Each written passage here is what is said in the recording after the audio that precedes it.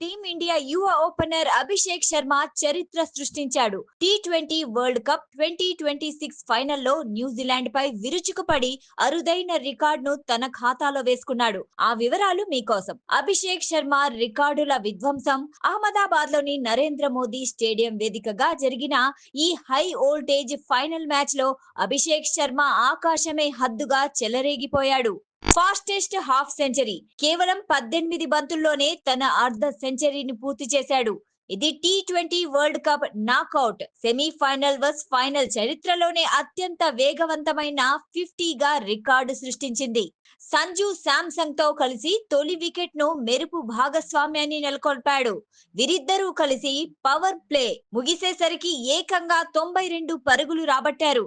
ఇది టీ20 world cup చరిత్రలో పవర్ ప్లేలో నమోదైన అత్యధిక స్కోరు. గతంలో జింబాబ్వే మరియు ఇంగ్లాండ్ పై మెరుపు ఇన్నింగ్స్ లో ఆడిన అభిషేక్ ఇప్పుడు ఫైనల్ వంటి కీలక మ్యాచ్ లో ఈ ఘనత సాధించడం విశేషం.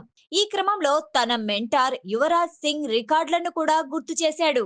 మొత్తం 21 బంతులు ఆడిన అభిషేక్ శర్మ 52 పరుగులు చేసి అవుట్ అయ్యాడు. ఇందులో 6 ఫోర్లు, 3 భారీ సిక్సర్లు ఉన్నాయి. టోర్నీ ఆరంభంలో వరుసగా డకౌట్లతో నిరాశపరిచిన అభిషేక్ ఫైనల్లో ఇలాంటి సెన్సేషనల్ ఇన్నింగ్స్ తో భారత్ భారీ స్కోరు సాధించడానికి బలమైన పునాది వేశాడు.